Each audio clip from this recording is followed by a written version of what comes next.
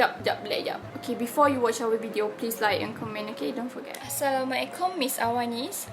So, we are from Group G. We want to do a presentation about business letter. Okay, my name is Johanna. My name is Ainul Fariza binti Muhammad Fauzi. My name is Alia Sabrina. My name is Ahmad Fidaus bin Asabin. Name is Kurotul Aini binti Sainuris. My name is Nautika Tira binti Amin. Okay, my name is Nur Hazira. My name is Muhammad Khairul Izwan bin Samsudin. My name is Nur Syafiqa Amira binti Radali. Hi, my name is Nur Azana binti Azman. My name is Emily Kisna Tsainam. Guideline for composing letter. We have 7 guidelines. For the first one is use short notes. Short sentences will keep your meaning clear and easier understanding by your reader. Garis panduan menyusun surat mempunyai 7 garis panduan. Yang pertama menggunakan nota ringkas. Nota ringkas akan memudahkan pembaca untuk memahami makna yang ingin disampaikan oleh pengirim dengan lebih jelas. The second one is choose simple words. Simple words should be used rather than unusual ones and will convey your message more clearly. The use of unaffected language will go far towards achieving the right tone. Yang kedua ialah memilih perkataan yang mudah. Perkataan sederhana harus digunakan dengan lebih banyak berbanding dengan satu yang belum biasa dan ia akan menyampaikan pesanan dengan lebih jelas. Penggunaan bahasa yang tidak berkesan akan jauh mencapai nada kanan. The third one is avoid wordiness. Choose word with care and be economical. Be as brief as possible and while bearing in mind also the need for courtesy. Yang ketiga ialah mengelakkan daripada berkata-kata. Menggunakan perkataan dengan berhati-hati dan menggunakan perkataan yang mudah difahami oleh orang ramai. Jadi bijak sebaik mungkin dan berbudi bahasa ketika menulis surat tersebut. Point number 4 is use appropriate tone. Choose a tone to suit the reader and the subject matter, being firm or friendly, persuasive according to the impression you wish to convey. Even if the letter is arranged well, failure to adopt the appropriate tone will make the letter inefficient, since the reader's attention will be attracted more to how it is worded than to what is being said. Isi keempat ialah gunakan nada yang sesuai. Pilih nada yang sesuai dengan pembaca dan isi kandungannya, bersikap tegas atau ramah serta meyakinkan mengikut kesan yang ingin disampaikan. Walaupun surat itu disusun dengan baik, kegagalan menggunakan nada yang sesuai akan menjadikan surat itu tidak efisien kerana perhatian pembaca akan lebih tertarik pada bagaimana ia dirisaukan daripada apa. Point number 5 is be precise. Your letter should be long enough to serve its purpose but no longer. Isi yang kelima ialah tepat. Surat anda harus cukup panjang untuk memenuhi tujuannya, tetapi tidak perlu lagi. Point number 6 is ensure accuracy. Double check all figures, dates, numbers, prices, etc. as well as spellings and punctuations, tenses, etc. Isi keenam ialah memastikan ketepatan. Periksa semula semua angka, tarikh, nombor, harga dan lain-lain, serta ejaan dan tanda baca, perkataan dan lain-lain juga. Point number 7 is check consistency. Ensure consistency of presentation as well as consistency of expressions For example, I, we, etc. Isi ketujuh ialah memeriksa konsistensi. Memastikan konsistensi dalam setiap pembentangan serta konsistensi dalam ekspresi, sebagai contoh saya, kita dan lain-lain. That's all for me. Thank you. Sekian, terima kasih. Alright. For example of opening lines, first one, I am writing to inquire about ... 2. After having seen your advertisement in ... I would like ... 3.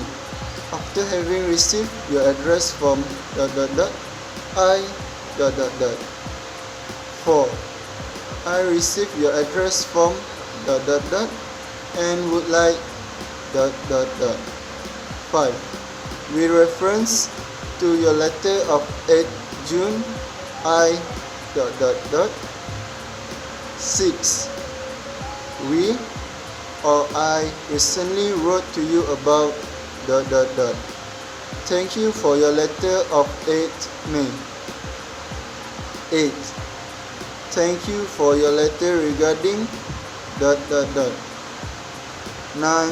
Thank you for your letter or email about ... 10.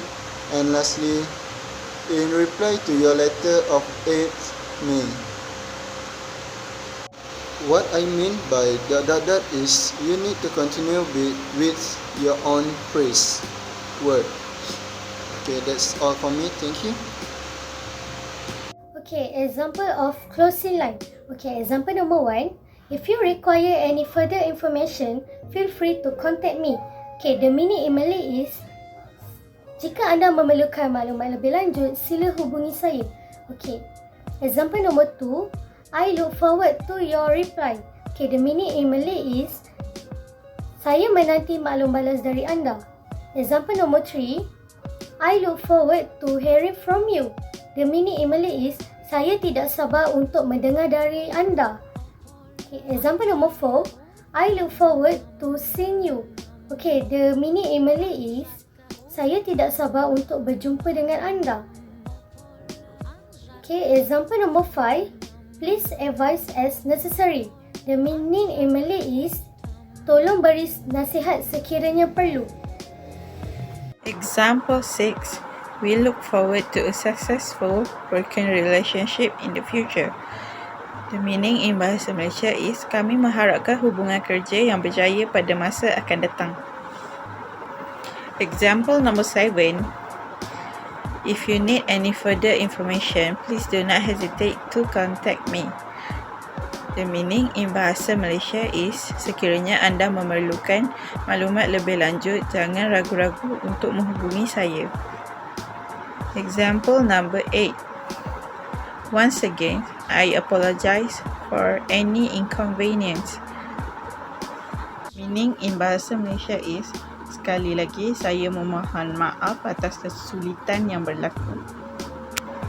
Example number 9.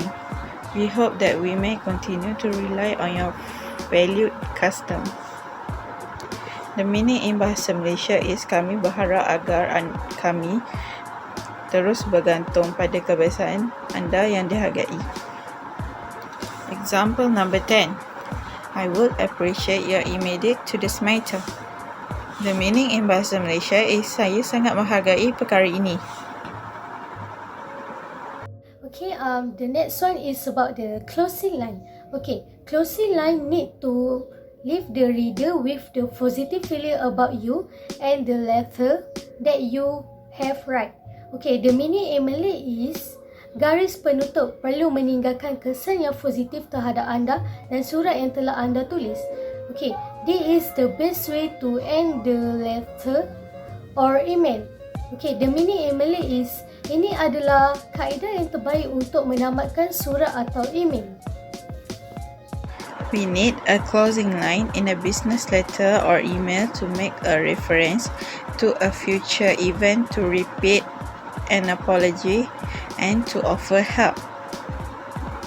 The meaning in bahasa Malaysia is kami memerlukan garis penutup dalam surat perniagaan atau email untuk membuat rujukan pada peristiwa yang akan datang, mengulangi permintaan maaf dan untuk meminta pertolongan.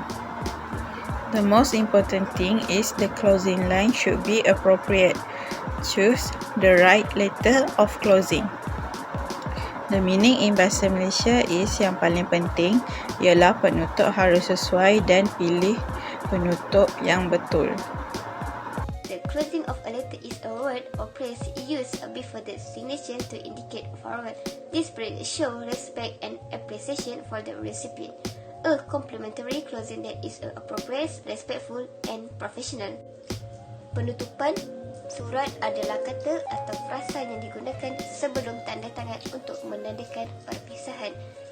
Frasa ini menunjukkan rasa hormat dan perhargaan kepada penerima. Penutupan is a purposeful final sentence. Summarize a key point.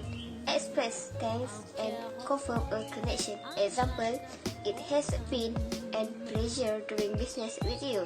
Thank you for your time and consideration. Gunakan ayat akhir selepas badan utama. Ringkaskan perkara penting, terima kasih dan sahkan sambungan. Contohnya, sudah senang berniaga dengan anda. Terima kasih atas masa dan pertimbangan anda. Consider the content. Write to request a favor or convey gratitude. Could enter with a praise like with appreciation, respectfully or sincerely. Pertimbangkan konteksnya. Menulis untuk meminta bantuan atau menyampaikan rasa terima kasih dapat mengakhiri surat dengan frasa seperti dengan penghargaan, dengan hormat atau hormat. Consider your relationship. Should be appropriate to the relationship you have with the recipient of the letter. If the letter is to a supervisor, someone you have never met or someone you don't know very well, choose a formal and professional ending like sincerely, regards or respectfully. Pertimbangkan hubungan anda seseorang yang tidak anda kenal dengan baik. Pilih akhir yang formal dan profesional seperti hormat, salam hormat dan dengan hormat. End with signature. After the closing phrase, include a signature. Follow the signature with your contact information unless it is already included in a heading at the top of formal letter. Tamatkan dengan tanda tangan anda. Selepas penutup sertakan tanda tangan anda, ikuti tanda tangan dengan maklumat hubungan anda, kecuali jika termasuk di dalam bahagian surat rasmi. Tamatkan dengan tanda tangan anda. Selepas penutup sertakan tanda tangan anda, ikuti tanda tangan dengan maklumat hubungan anda, kecuali jika termasuk di dalam bahagian surat rasmi. So today I'm going to talk about the formatting tips for business letter closing. Okay, the first one, we should begin the complimentary closing on a new line after the last paragraph of the body of your message. If the letter is in a block format, the closing line should also begin on the left. But if you use a semi-block style, then begin the closing phrase to the right of the sentence. So it will align with the date in the heading. Maksudnya, apabila kita hendak mulakan satu-satu penutup yang baru, kita mestilah mula pada baris yang baru selepas daripada perenggan terakhir daripada padan karangan. Dan jika kita menggunakan kita menulis surat dengan menggunakan block format, kita hendaklah memulakan penutup pada sebelah kiri. Dan jikalau kita menggunakan kaedah separuh blok, penutup tersebut hendaklah bermula daripada sebelah kanan. Jadi dia akan sekata dengan dengan tarikh pada surat tersebut. Second one, start the closing with a capital letter. If the closing is more than one word, use lowercase for any following words. Okay, di sini apabila kita hendak mulakan satu-satu penutup, kita mestilah menggunakan dengan huruf besar. Dan jikalau penutup tersebut mempunyai lebih daripada satu patah perkataan, hendaklah menggunakan huruf kecil selepas daripada perkataan-perkataan tersebut. Use a comma after the complementary closing before your signature. So di sini kita hendaklah menggunakan comma selepas daripada complementary closing ini dan sebelum kita meletakkan tanda tangan. Dan yang terakhir, leave 4 spaces before you type name so you can place your handwritten signature above it. if you send the letter on paper. If you send the letter by email, include one space between the closing and your name. So, di sini bermaksud kita hendaklah tinggalkan 4, jika kita menulis satu surat bisnes, kita hendaklah tinggalkan 4 ruangan untuk kita letakkan nama dan juga tanda tangan jika kita menggunakan surat dalam kertas. Tapi jika kita menggunakan surat melalui email, hanya menggunakan satu ruangan sahaja untuk letak nama. So next, this is the business letter closing examples. So this is the formal phrase in closing the business letter. The first one, respectfully, your sincerely, your respectfully, and also your faithfully. Jadi di sini ada mempunyai perkataan-perkataan ataupun frasa-frasa yang boleh digunakan dalam penutup untuk business letter, iaitu respectfully, your sincerely, your respectfully, and also your faithfully. Next is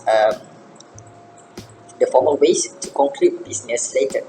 So the first one is faithfully, sincerely, best regard, thank you, with appreciation, with gratitude, with sincere thanks, and also sincerely yours.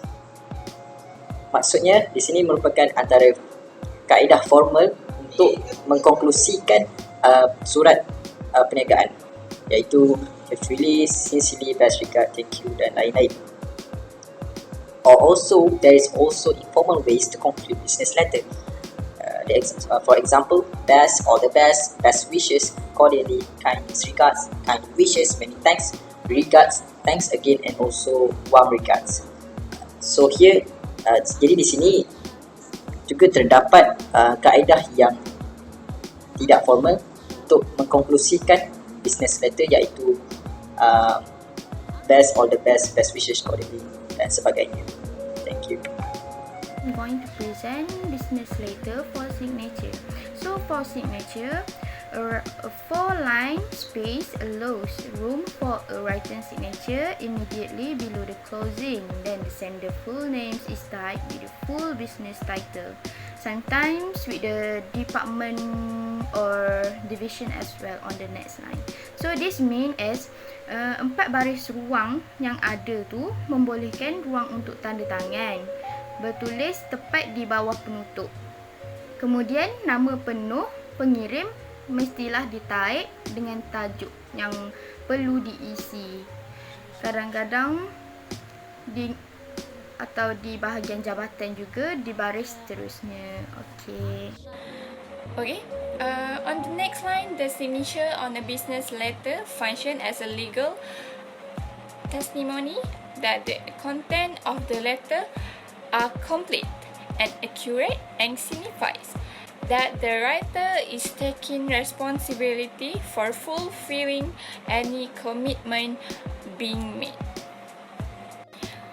Di baris berikutnya, tantangan surat perniagaan berfungsi sebagai bukti sah bahawa isi surat itu lengkap dan tepat dan menandakan bahawa penulis mengambil tanggungjawab atas apa pun yang telah dilakukan. For signature, beneath your letter closing, include your signature. If this is a physical letter, first sign your name in ink and then list your type signature below. If this is an email letter, simply add your type signature below your send off. This means kalau nak buat penutup, di bawah penutup surat anda sertakan tanda tangan. Sekiranya ini adalah physical letter, tanda tangani terlebih dahulu nama dengan dakwat, kemudian senaraikan tanda tangan yang telah anda type di bawah. Sekiranya ini adalah surat email, cukup tambahkan tanda tangan yang anda type di bawah hantaran anda. Make sure to include your contact information in your letter. Unless it is already included in the heading at the top of the letter, you can include your title as well as your email address and phone number. If you are emailing the letter, you may also include the link to your online professional profile or work portfolio. Okey, pastikan untuk memasukkan maklumat anda di dalam surat anda kecuali jika sudah termasuk dalam tajuk di bahagian atas surat rasmi. Anda boleh memasukkan tajuk anda serta alamat email dan nombor telefon anda. Sekiranya anda menghantar email surat itu, anda juga boleh memasukkan pautan ke profil profesional dalam talian atau portfolio kerja. So the first is letter of acknowledgement. An acknowledgement letter is a document used by business to formally acknowledge the receipt of something. For example, an invoice that can be used as a courtesy for record keeping or to raise an issue with whatever service was received. Maksudnya, letter of acknowledgement ni ialah surat pengakuan di mana dokumen yang digunakan oleh ahli perniagaan untuk secara formal mengakui penerimaan sesuatu seperti contoh invoice yang dapat digunakan sebagai peranggaan untuk menyimpan rekod. Okay, the second is letter of confirmation. Letter of confirmation aim to confirm arrangement made between sender and recipient. Letter of confirmation used by individuals, organisation and business every day for a number of different purpose. Okay, sebagai contoh lah, surat pengesahan majikan untuk pekerja. Maksud surat pengesahan untuk mengesahkan bahawa pekerja tersebut bekerja di syarikat berkenaan. Di dalam surat tu perlu memaparkan maklumat pekerja sebagai jawatan, tempoh, perkhidmatan, gaji dan sebagainya. Letter of inquiry. Letter of inquiry aim to request information of price. Inquiry for information about good of service are sent and received in business all the time. Okay, maksudnya bila seorang tu memerlukan maklumat khusus dari pihak lain, orang tu boleh mempertimbangkan untuk menulis surat pertanyaan. Okay, for the next category of business letter is letter complaint. A business complaint letter is written to address a problem and to find out solution to those problems. Okay, for the next category of business letter is letter of adjustment. Okay, for the adjustment letter is a response to a written complaint. Okay, finally, for the category of business letter is collection letter. Collection letter has three. Okay, for the three category of collection letter is first, general reminder. Second is query letter and third is official collection letter. Okay, akhir sekali bagi surat perniagaan adalah koleksi surat.